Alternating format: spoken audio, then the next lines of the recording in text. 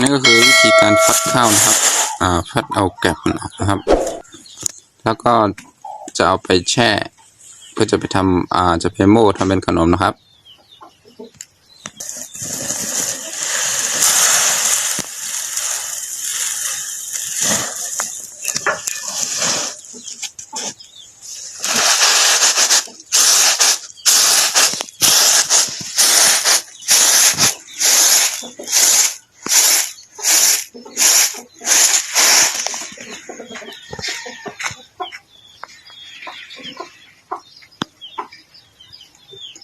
ข้าวที่เราผ่านการสีข้าวมาเลยครับเพราะว่ามัน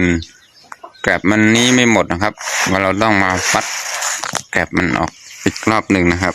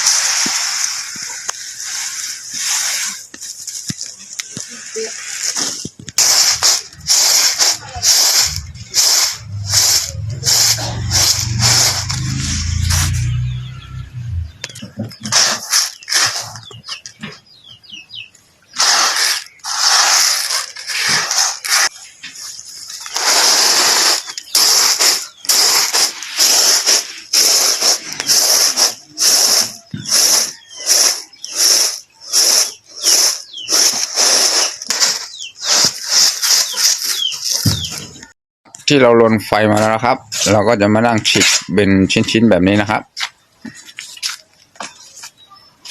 ฉีกแล้วก็ผ้าเช็ดด้วยนะครับเพราะว่ามันจะมีฝุ่นติดมานะครับใบตองมันจะมีฝุ่นครับเพราะมันมีลมนะครับฝุ่นมันมากับลมก็ติดไว้กับใบตองถ้าเราไม่เช็ดนี่ครับมันจะมีฝุ่นติดก็เลยต้องเช็ดให้สะอาดนะครับถ้าเช็ดเสร็จแล้วครับเราก็จะมาซ้อนกันไว้แบบนี้ครับขั้นตอนการทำขนมนะครับอันนี้ก็คือวิธีการเช็ดใบตองลนใบตองแล้วมาฉีกใบตองแล้วก็เอามาเรียงกันไว้ใบตองเราก็จะใช้ประมาณนี้นะครับที่เราใช้ห่อขนมนะครับค่อนข้างจะใช้ใบตองเยอะเหมือนกันนะครับเพราะว่าทำขนมในช่วงสงกรานต์นี้นะครับเราก็ทำเยอะนะครับไปแจกจ่ายคนที่มาเยี่ยมบ้านเรานะครับก็จะมีคนดอยนะครับมาขอขนมเยอะแยะเลยนะครับถ้าเป็นช่วงสงกรานต์นะครับเราก็ทำขนมไว้แจกจ่ายทำบุญบ้างนะครับอันนี้ก็จะเป็นสิกตองขมุนแอปเดินทางนะครับเนาะเขาก็ได้ร้อนไฟไว้เขาก็ได้มาใส่ในแข้งที่ไหนก็ได้มาสิกเป็นป๊อดที่ไหนครับไว้ตาห่อขมุนแอปนะครับเนาะอันนี้ก็หางแค้นไว้อันตั้งนะครับเพราะว่าหางแค้นไว้เนี่ยเขาก็เต็มตั้นนะครับเนาะการมันก็ดีนำมันที่กิ๊กนะครับขมุนเกาหลีหมอขมุนเกาหลีโกลีแอปนะครับเนาะก็ดีหางแค้นไว้เต็มเจ้าเลยครับ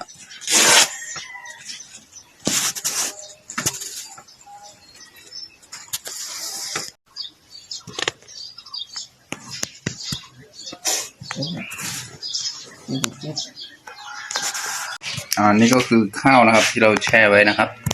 ที่จะไปทำขนมนะครับมีจำนวน2 ถังนะครับ2 เครื่องถังนะครับส่วนอันนี้ก็จะโม่เป็นแบบโม่น้ำนะครับแล้วก็อันนี้ก็จะเป็นโม่แบบแห้งนะครับถ้าเราโม่แบบน้ำอย่างเดียวเนี่ยครับข้าวมันจะแฉะเกินไปเราไม่มีข้าวผงเติมนะครับข้าวแป้งเติมอันนี้ก็เราจะไปโม่เป็นผงเพื่อเป็นแป้งนะครับ อันนี้ก็เป็นข้าวเหนียวเหมือนกันนะครับเดี๋ยวเราก็จะไปโม่แล้วนะครับ อันนี้ก็เราจะโม่แบบโบราณนะครับโม่ด้วยมือของเราเอง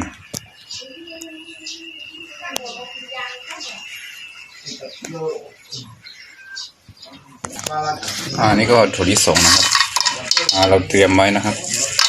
ซึ่งคั่วเสร็จนะครับเดี๋ยวเราจะไปขยี้เอาเปลือกชั้นนอกออกนะครับแบบนี้นะครับรอให้มันเย็นก่อนนะครับอันนี้ก็เตรียมไว้ใส่ขนมเหมือนกันนะครับ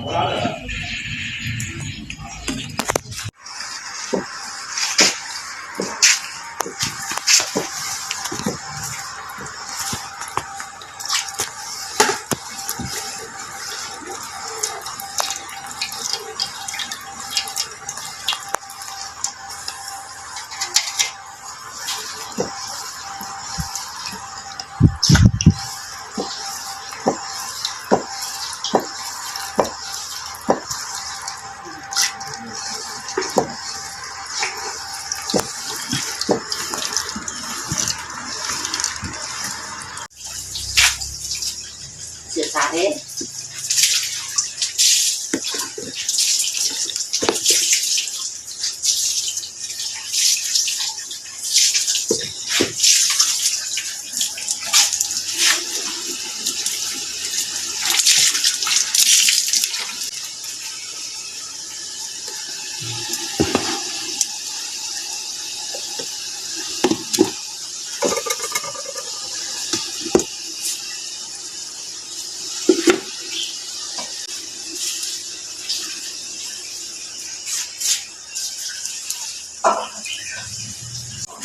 ไปจ้างเตาไหนบ้าง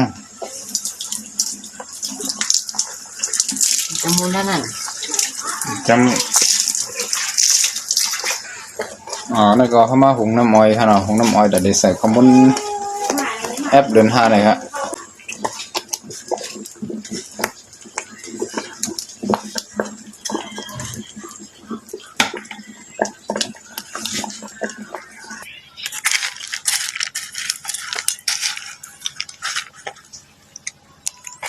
นี่ก็ถั่วลิสงนะครับนี่ก็เป็นมะพร้าวแก่ทอดน้ำมันนะครับ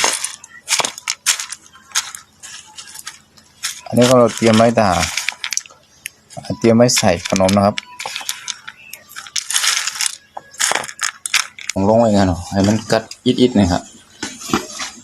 ก็มันก็เดียวกันถอกล้อเขาพองเขาอันเขาห่างแค่ด้วยนะฮะตอนนี้น้ำอ้อยก็เริ่มละลายแล้วนะครับเดี๋ยวถ้ามันละลายหมดแล้วเราก็จะยกหม้อลงนะครับเอาพักไว้ผึ่งไว้ให้มันเย็นนี้นะครับเราค่อยเอาไปเทใส่ในข้าวแป้งที่เราเตรียมไว้นะครับนี่ก็จะเป็นถั่วลิ้นโคไผ่ค่ะเนาะนี่ก็จะเป็นหมักเป้าฮะเป้าโคฮะซอยเป็นแว่นนี่ก็โคแค่นี้ค่ะเนาะใส่ถั่วลิ้นหมักเป้าเนี่ยครับข้าวมุ้นนะครับนี่ก็เป็นข้าวพองค่ะเนาะข้าวพองอันข้าวมือสีมานะครับส่วนอันนี้เนี่ยก็จะเป็นข้าวอันข้าวหมอเนี่ยค่ะเนาะใส่มากิน2 หอยหมอเลยฮะอันนี้ก็เลยมาใส่ถุงไว้เลยเตียงไว้นะครับคือน้ำมันตกนะครับเนาะโอ้เดี๋ยวมันนอกล้อกันนั่นนี่ครับเพราะอันในปื้อนี่ก็เดี๋ยววันนั้นใส่ล้อนี่ก็มันดิ่มปื้อนี่ครับเนาะ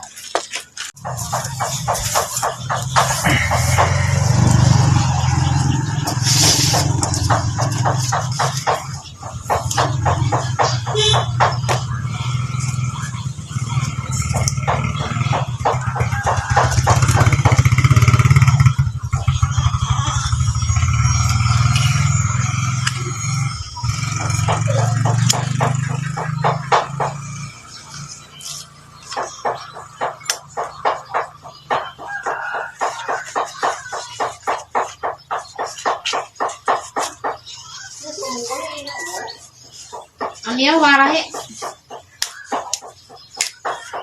ประเทศที่ละกินเนี่ยนึกถึงลูกเหรอไม่กินแห้งด้วยเนี่ย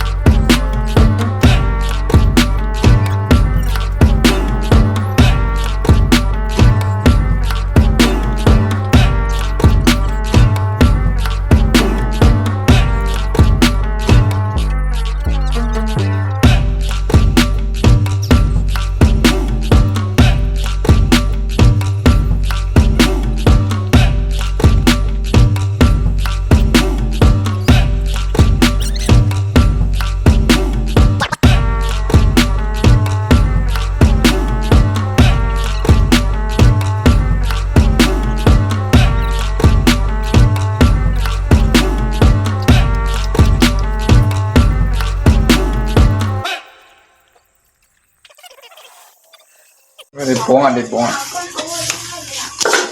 Suka yang suka hana di buang kak.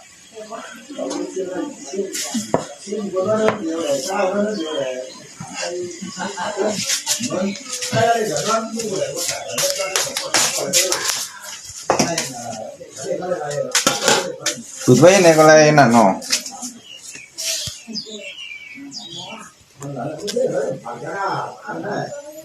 นี่ก็คือขนมที่เรานึ่งสุกแล้วนะครับเราก็จะไปผึ่งไว้ให้มันเย็นครับ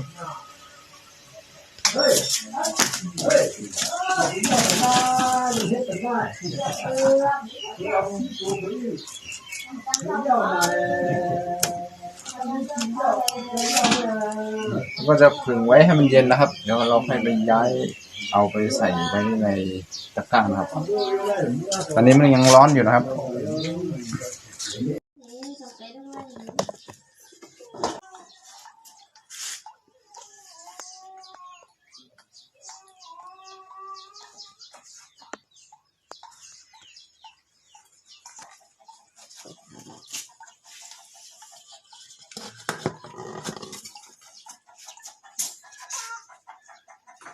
พี่น้องมุสเขามาย้อนข้อมูลหน่อยกันเนาะเขาก็เดี๋ยวก็รู้เขาเนี่ยครับ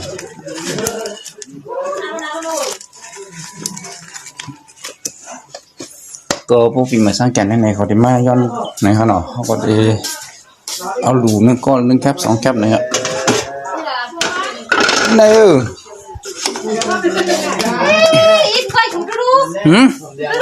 อันเสียงแหละว่าก็หลายแคบนี่ก็แคบก็โหนั่น2 แคบอ่ะบุญน่ะบุญย้อนฮะหัวเลี้ยวเลยโอ้มาเท่าไหร่บุญนั่นนะเอานั่นนะผู้สาวฮะก้าวหน้าอะไรอ่ะชุดบ้าบุ้งมีก็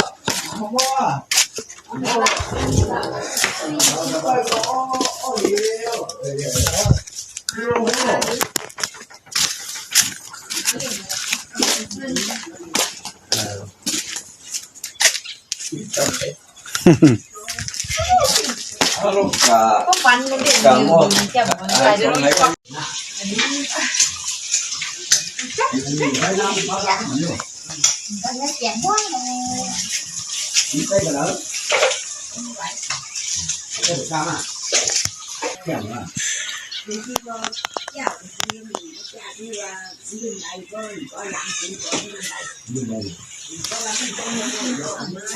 ยังทำปากไม่ได้เนี่ย